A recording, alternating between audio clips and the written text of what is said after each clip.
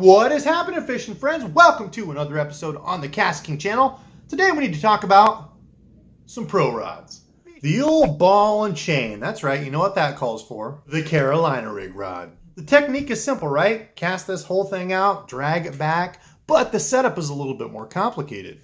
Now this rod has been specifically designed to help make that technique a little bit easier. This is a 7-foot 6-inch long rod, medium heavy power, fast action tip. It's rated for 10 to 25 pound line and 1/4 all the way up to 1 ounce lures. It's got 12+1 guides and is extremely light at only 5 ounces. Now when it comes to the Carolina rig rod, length is definitely important. It helps with a few things. Number one, making your actual cast. Look at this thing.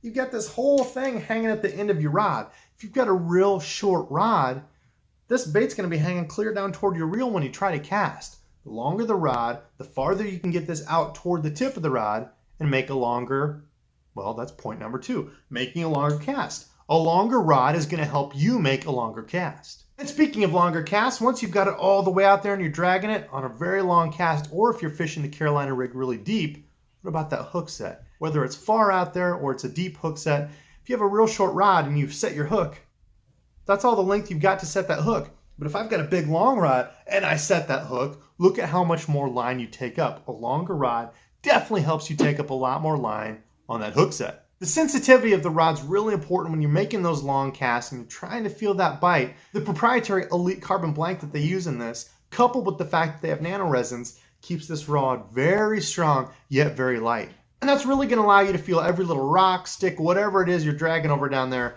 fishing the old ball and chain. Now when it comes to a reel for Carolina rigging, I like something a little faster. This happens to be the Stealth, a 7/0-1 retrieve, because when you get that hook set in them, you want to get them back quick. A lot of times they'll take that and run toward you. You want to have something that's going to catch up with them. Line choice is really important on a Carolina rig, and I think it's really hard to beat a braided main line. For the sensitivity factor on those long casts and deep casts, braid is pretty king. But it doesn't stop there. Remember, the Carolina rig consists of a stop, a weight, some sort of beads for clacking, and then your swivel. You don't want this whole thing twisting your line, so you've got it on a swivel, right? When it comes to the leader, I always go with a monofilament leader. You want that to be tough and abrasion resistant, but you also want to give extra action to this. I've had a lot better luck with mono keeping this little creature bait up.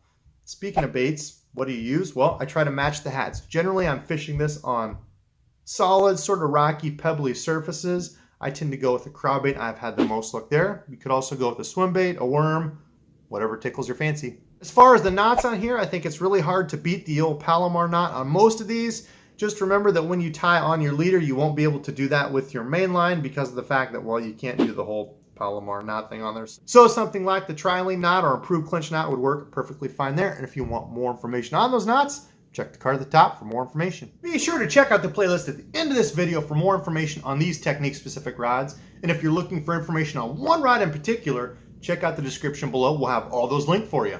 Of course, if you have any questions at all on any of these rods, leave your questions and comments below. They would be happy to help you out. Please consider subscribing to the KastKing channel for more informative videos and, well, technique-specific videos just like this one in the future. And until next time.